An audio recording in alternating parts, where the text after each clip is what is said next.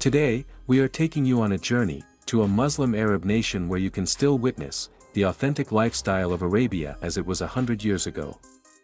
This is a country often described as the Norway of the Middle East. Join us as we explore the Sultanate of Oman.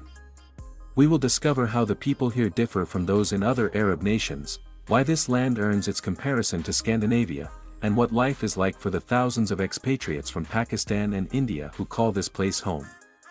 From the legendary paradise of Shaddad to the untouched natural wonders, we are about to embark on a magnificent journey through a land you've likely never seen quite like this before. The official name of this nation is the Sultanate of Oman. With a population of approximately 5.3 million, it ranks 123rd in the world by population density. Interestingly, 87% of its residents live in urban centers, while the remaining 13% reside in traditional villages. Covering an area of 309,501 square kilometers, Oman is the 72nd largest country by landmass. What makes Oman truly unique in the Arab world is its commitment to heritage. Even in 2026, you won't find a horizon dominated by glass skyscrapers. Instead, you find a country that is an open book of ancient history. Muscat, the capital and largest city, serves as the economic heart, while Salalah, the second largest city, stands as one of the oldest inhabited places on Earth, housing sites that date back thousands of years. Omani people are known for their profound simplicity and hospitality. Traditional life is still cherished, many locals prefer sitting on the floor to share meals. Their traditional attire is a mark of pride. Men wear the Omani kandura paired with a colorful turban known as a masr. Another essential cultural element is the khanjar, a traditional curved dagger made of silver, which Omani men wear on formal occasions as a symbol of bravery and heritage. Bordered by the Arabian Sea, Saudi Arabia, the UAE, and Yemen, Oman uses Arabic as its official language, though Balochi, Urdu, and Hindi are widely spoken due to the diverse expatriate community. Life in Oman is exceptionally peaceful. The locals greet guests with immense respect, often offering dates and gawa, traditional coffee. The cuisine is a flavorful blend of Middle Eastern traditions, with mandi and biryani being favorites. One of the most striking aspects of Oman is its safety. Crime is almost non-existent, largely due to the strict enforcement of laws and the deep mutual trust between the public and the police. Women can travel and explore the country with total freedom and security. In Muscat, where 30% of the population resides, you will find a bustling hub where nearly 250,000 Pakistanis and 700,000 Indians live and work. Many are involved in construction, trade, and transport, benefiting from the strong diplomatic ties and the welcoming environment. Oman's economy is bolstered by its currency, the Omani rial, which remains the third strongest currency in the world.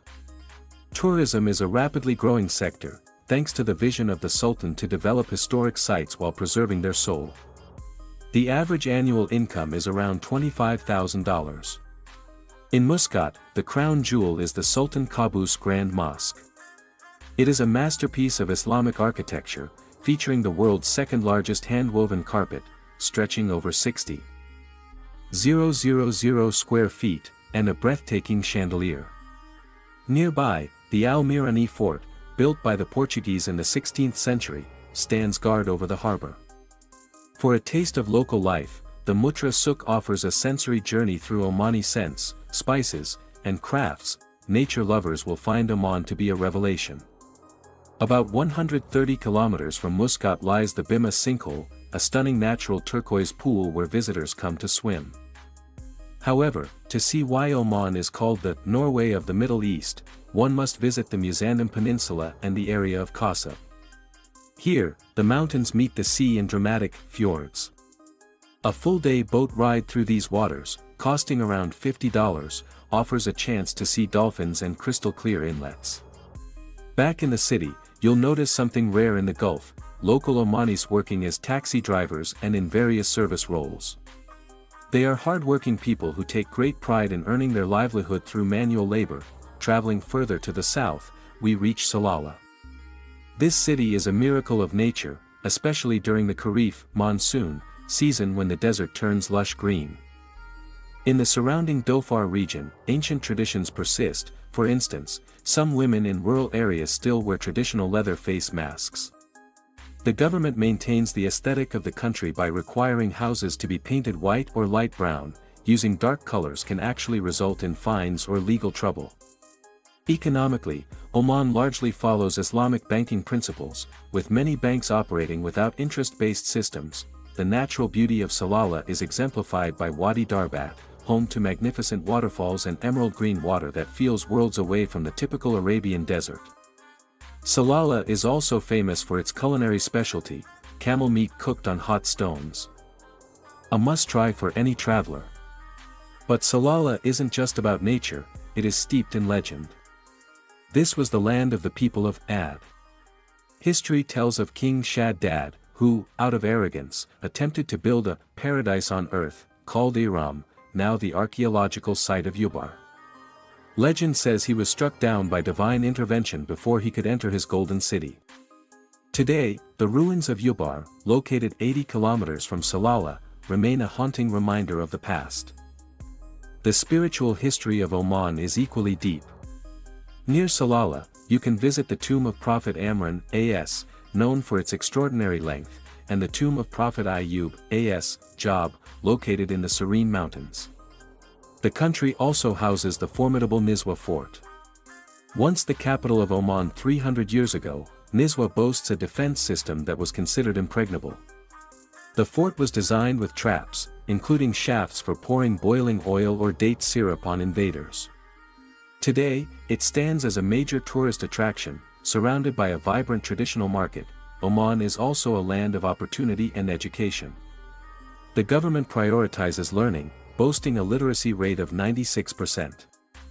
At institutions like Sultan Qaboos University, the government often covers medical students' fees if they meet high academic criteria.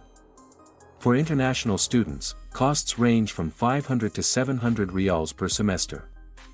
For travelers, a tourist visa is relatively affordable, and the flight from Pakistan, especially Karachi, is very short. Interestingly, many don't know that the Gwadar port was actually part of Oman until 1958, when Pakistan purchased it for $3 billion, equivalent to 1.5 crore Pakistani rupees at the time. Oman is a country that bridges the gap between a glorious past and a peaceful future. It offers the hospitality of the desert, the majesty of the mountains, and the serenity of the sea. Whether you are a history buff, a nature enthusiast, or someone seeking a peaceful escape, the Sultanate of Oman welcomes you with open arms.